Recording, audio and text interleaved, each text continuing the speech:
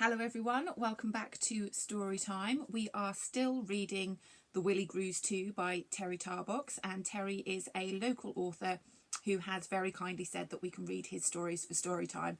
And this book here is illustrated by Wendy, who is Terry's niece. So we are currently reading, I think we're reading story number 5. I think that's what we are up to. 1, 2, 3, 4, 5. The Willigrews and the Mysterious Egg, which is co-written by Jack Wheatley. And we are now up to, I've written my notes here, we are now up to part 4. So sit down, snuggle up, and let's find out what's going on. How do you play that? I've never played something before. Could you teach me the rules? Asked Vector excitedly. However, before Dora could explain, the mechanical voice crackled into life, saying, "Attention, danger, warning, take care, and big alarms and that sort of stuff. Very bad thing ahead.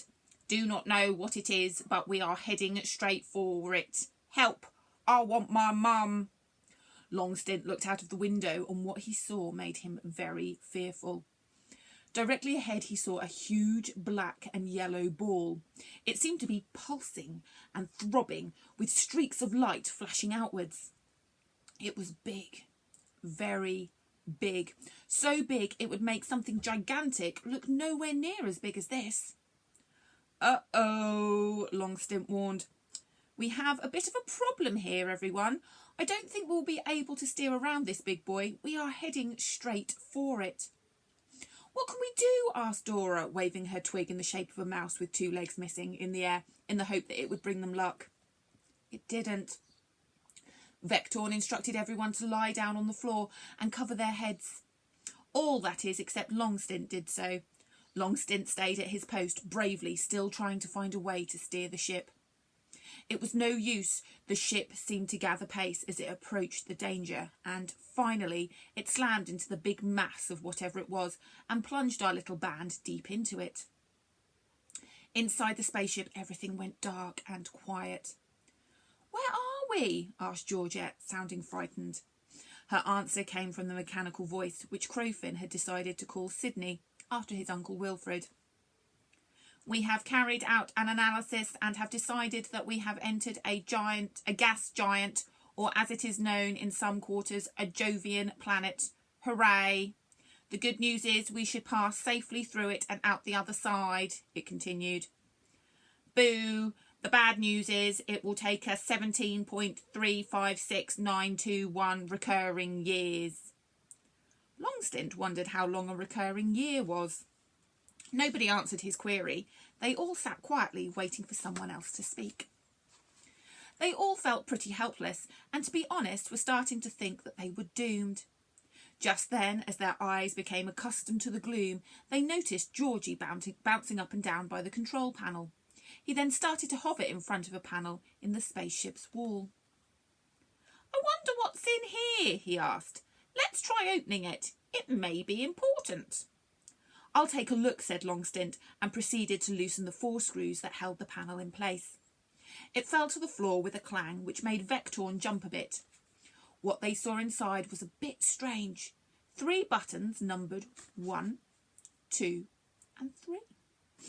Before they could discuss what the numbers meant, Sydney, the mechanical voice, crackled again before saying, "3 buttons.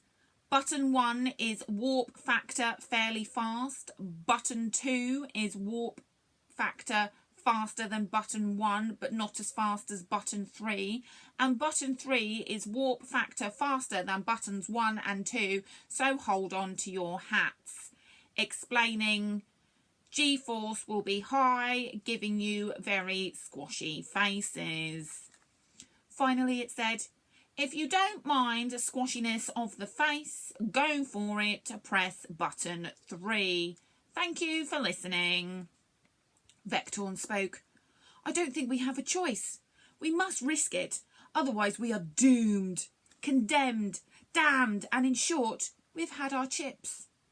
"Ooh, I fancy a chip right now," said Longstint. "I'm feeling a bit peckish." "I don't remember eating any chips," Crowfin said, feeling a bit deprived of sustenance. After a democratic vote in which everybody agreed with Vector, Longstint stood in front of the buttons and, his hand shaking a little, pressed button number 3. "Brace yourselves, prepare for squashy faces," warned Sydney. "Everybody braced," shouted Vectorn over the noise of the engines. "Let's go for it." Then came all sorts of whooshing, rumbling, and several varieties of whining, and they were off, hurtling through the gas giant towards freedom. As the G-forces kicked in, all the Willigrews faces became distorted and very squishy, their little round faces looking like deflated green footballs. The Mardronians, however, were unaffected, and thought it all very amusing, bouncing up and down and squeaking excitedly. Suddenly the darkness receded, and Sydney crackled again. "We have left the gas giant, arriving at Biclips in precisely 10 minutes 33 seconds. Please prepare for landing, which might be a bit bumpy." "What a relief," sighed Dora. "Have we got our faces back yet?" "I've just got to move my nose back to the middle. It's stuck behind my ear," said Crowfin. "Oh, ouch. Oh, that's it. All back to normal now." By now, Georgie and Georgette were becoming very excited as they approached their home planet. "Hold on tight," said Sydney. "We are about to land. Get ready for the Biclips bumps." The spaceship landed with a huge thump, followed by a rolling motion that sent the Willigrews flying around, bumping into the walls and each other before finally coming to a stop, fortunately the right way up. "Everyone all right?" asked Vectorn, brushing down her fur. Crowfin was the first to venture outside, followed by Dora and the rest. What they saw was amazing. Miles and miles of very tall, green, sparkling, grassy fields. The sun was shining, the sky was blue, and the birds were singing. "This could be paradise," said Vectorn, with a dreamy look in her eyes.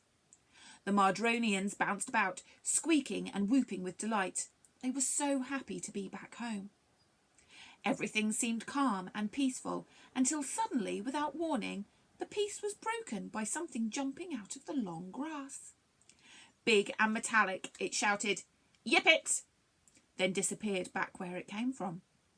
Then another jumped up with another, "Yip it!" Before long there were yippits everywhere, hundreds of them appearing and disappearing, all shouting, "Yip it!" "Yip it, yip it, yip it, yip it, yip it, yip it," they went. The noise was deafening.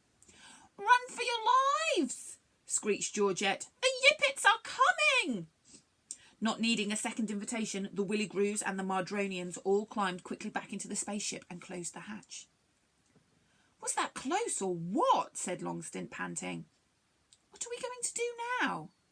Sydney crackled into life again. "Do not wish to be a pessimist, but there is no defence against the yippits, so you are all more than likely going to die." "Thanks for that," replied Crowfin. "Very cheerful, I'm sure. If you think we're done for, you don't know the Willigrews. We will think of something, won't we, Vectorn?" They all turned and looked expectantly at Vectorn, who was, after all, their leader on this expedition. Vectorn suggested that they wait until dark. She thought that there was a better chance of sneaking away from the yippits then. They all settled down, while Crowfin prepared some jangleberry jam sandwiches and chickweed tea.